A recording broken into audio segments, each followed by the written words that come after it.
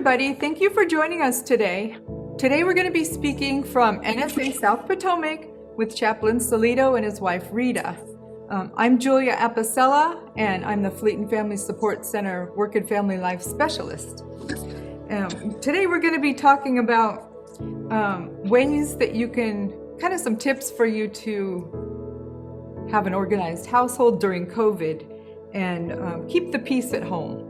So Chaplain Salito and his wife Rita are going to be giving us some tips on what they do in their home and kind of help us navigate through these questions that people have had. Hey everybody, I'm Chaplain Jeremy Salito, and this is Rita. Hi everyone. And just a quick backstory for us. We've been married for 19 years.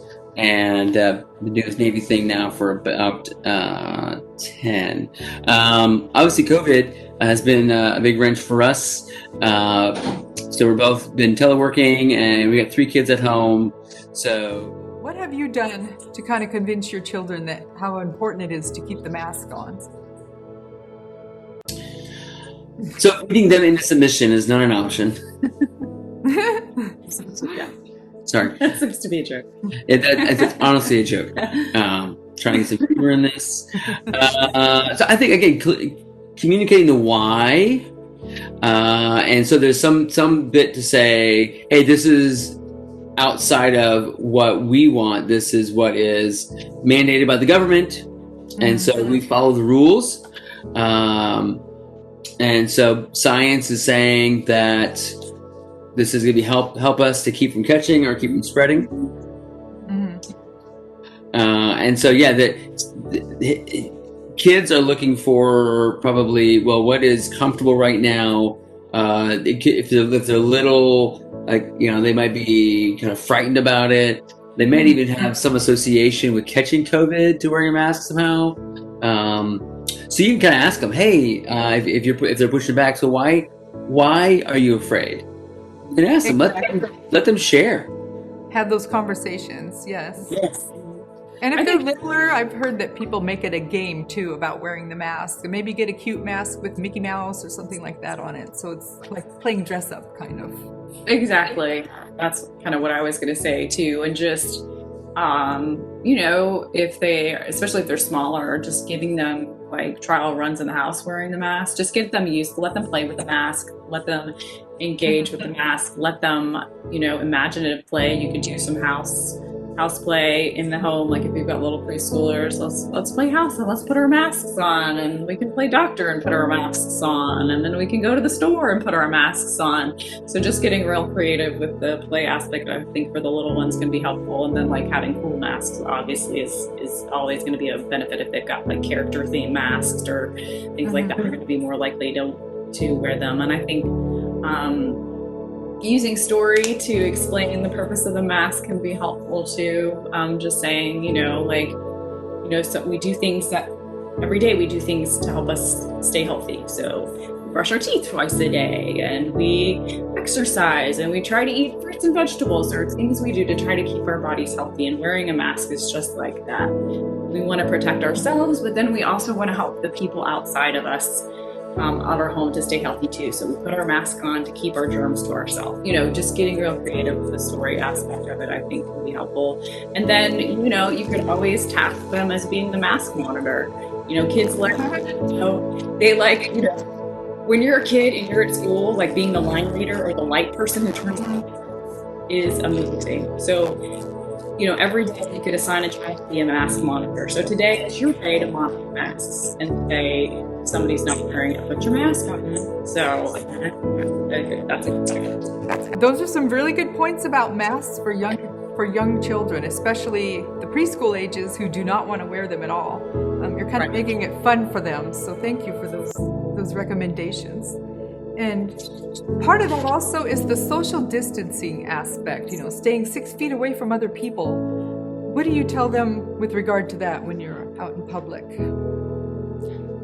Oh man, that's hard. Especially when we've been out trying to find some fun things to do. And they do not get space. I know, there's no boundaries for children most of the time. They're just running around doing what they want to do. So this is really a challenge for people. So I'd say first, I need to be patient. Like they're not trying to cause problems or be disobedient. And I know if I'm not careful, I'll start regulating. And I told you, and I've seen some of the dads who maybe at work are like rah rah rah at work, and it's not that we don't need to do that. We just got to help them. So how can we help them? Kind of how do we do it here when we're out? I think it depends on the developmental age of your child. If you've got a small child, if you have a toddler or a preschooler, I think you're not going to be able to rationalize with them. You're not going to be able to explain it to them in a way that they can understand. So, keep them in a stroller, hold them, walk with their hand, that kind of thing is going to be your best bet for the little ones. With the older kids, we can kind of rationalize with them and we can kind of explain the situation more so that they can understand it. I think stores and stuff are doing a really good job to help us with that. I went to Dunkin' Donuts recently and they had the spaces marked out for you if you were going to stand in line. So, following the rules that the store has placed out for you, I think can be helpful too, as far as just being out in public.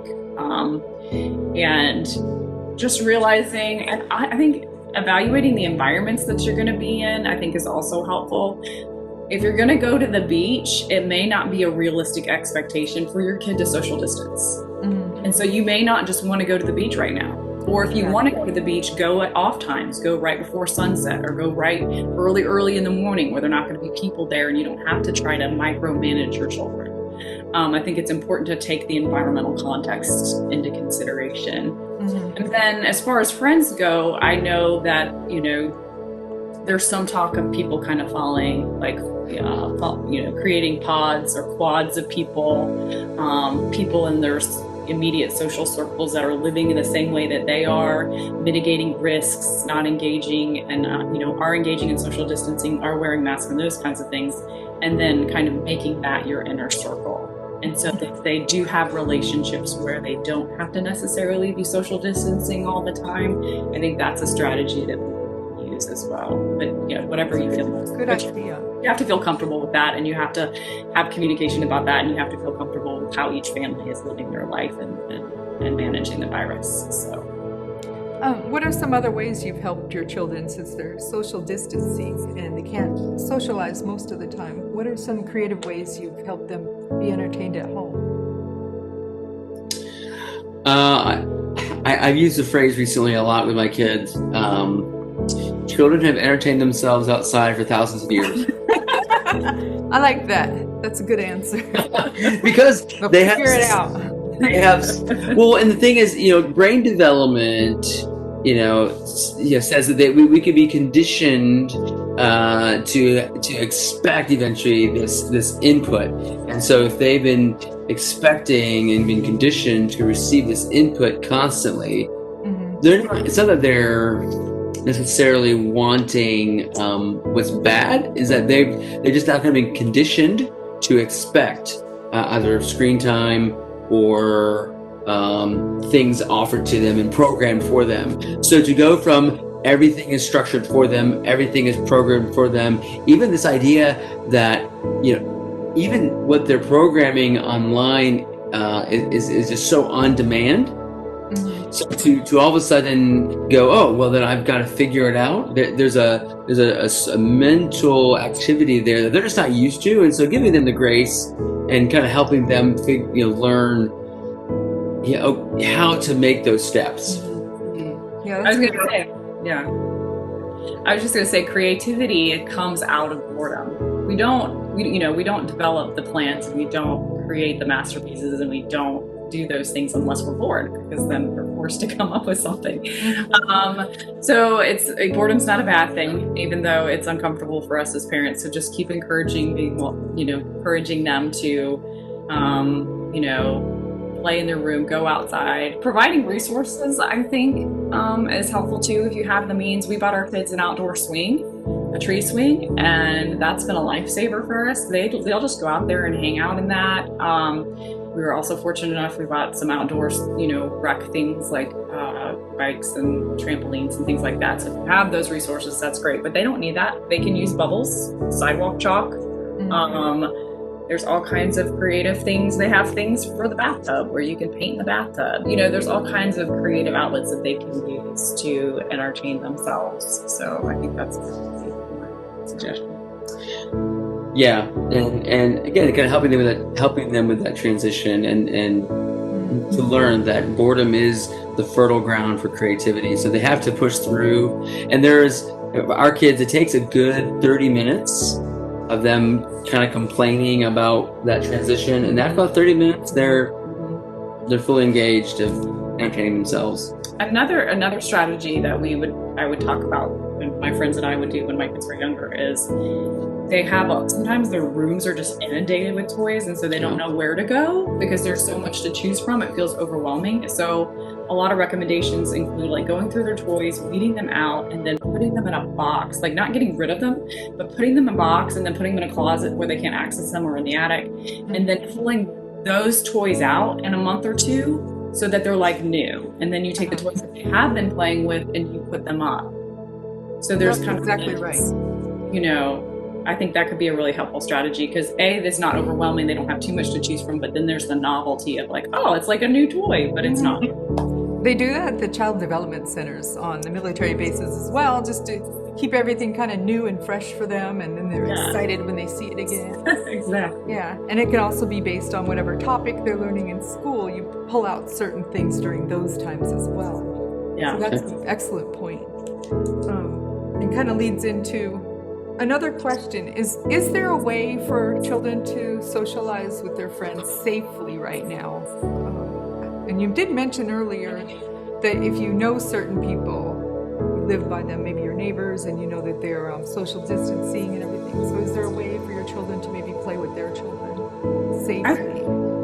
I think the answer to that is maybe, and I think it's about your preferences and how you feel about it. I know, we've got friends and neighbors who they don't let their kids socialize at all. Like they're a family unit, they do their family stuff, they don't want contact with the outside world.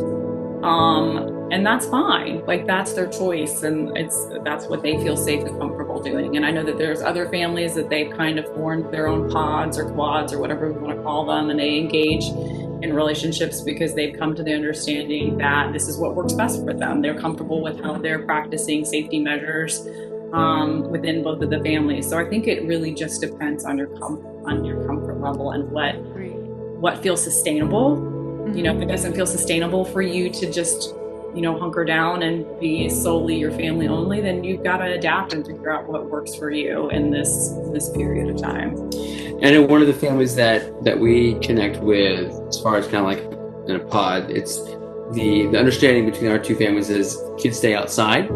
Yes. So there's always that kind of sense of, well, we're not kind of interior, but we're still kind of mitigating, because this is with our 6-year-old. So they have a 6-year-old, we have a 6-year-old. Oh yeah. They can't socialize and play, and they need that outlet because young kids have almost like this quotient of energy that got to burn off to be able then to go to bed, and so they need that outlet to burn. I agree. So they say so that it's outside instead of inside. I do the outside thing too, and they can go ride bikes. They can, go to the park and still play. And so I think it gets that energy out. That's very important, and then they won't have so much boredom in the house. And then I think also just again, but helping the kids to realize also like numbers of kids. All of a sudden, if you started getting additional kids, because so recently there was a bunch of rain, and a part of the base had a big puddle of water. I mean, it was probably several feet deep and about 50 yards wide, it seemed like. And so our kids found it and were playing in it, and then other kids came, then other kids came, then other kids came. And so all of a sudden, kids who weren't in our bubble, and then there was almost like more than 10. And so that's when I had to start kind of, all right, guys, let's do this a little differently. Yeah. So there's that balance. At least you're paying attention. That's good. And I know that area. It's right behind the youth center. It gets to be like a river. Yes. People yes. have driven. They put their kayaks on there actually. So that leads me into the next thing. Some people are keeping their children totally isolated, and we're wondering about the effects on them. Will it stunt their development by doing that? What do you think? There are other ways to connect online with other family, Zoom or Skype, and I think you're probably more read up on this as far as developmental for kids. Right. Well, I'm not a child development expert. There are far more people who are an expert in that field. But I think, social interactions are important for our kids, but don't underestimate the social interactions that they get with you at home. I mean, I think kids are resilient.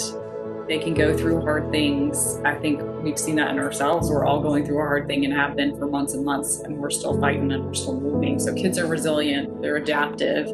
And I think the more that we can incorporate strong social relationships within the home, I think the more resilient they're going to be. And so I wouldn't let that, none of us really have a prescription for how this is going to turn out. We don't know. We really don't. We don't know. But we do know that we're resilient, and we know that we can adapt, and we know that we can problem solve. And so whatever happens through this situation, we're going to be okay. Like, there's strategies we can use and it'll be okay. But I think, first and foremost is the attachment within the home, especially, fundamentally birth 0 through 5. The most important thing for that child is a strong attachment to a parent. So as long as they have that, they're going to be fine. Doesn't matter what's going on in the outside world. And I think it's the same as their kids get older. They need, it's that attachment is still just as important. It's just more of relationship development at that point. But we can get creative. We can do Zoom calls with grandparents. We can get friends on Zoom. We did a Zoom birthday party at one point.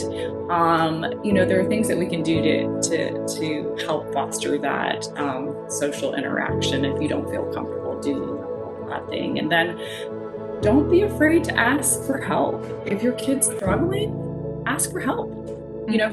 People are doing teletherapy right now. People are doing some counselors are doing in-person therapy. There's resources that we can access for our kids and to get the help that we need. So, and I'd say too that this is for now, but it's not forever. And so this idea, am I going to stunt my kids' development? Or are they going to get behind because they're not doing in-person school? It's okay. This is for now. It's not forever. And so if we just do what we can for now, model, and like you said, even if it's just you and the kids, just our ability to model kindness and forgiveness and grace and apologies, playfulness. We will go a long way. That's excellent advice. And I know you said that you don't have a background in education, but you hit it on the nose. Children are resilient. They will bounce back. So that's the main point. We haven't been through this before, but children have been through a lot and for centuries, and they've bounced back. So they'll bounce back from this too. So I think that brings us to the end of our interview this time, but I'm sure I have many more topics I could speak with you about in the future, and I hope to do more videos with you. But for now, I just want people to know that if you want to reach out, you can reach out to Fleet and Family Services. You could reach out to your chaplain on your base, and then we're there for you. Also, we have a Facebook page at South Potomac. It's called NSA South Potomac Chapel, and you can put questions on there or send a private message, and we'll get back to you. So I look forward to seeing you guys later on in more of these videos. And thank you for watching.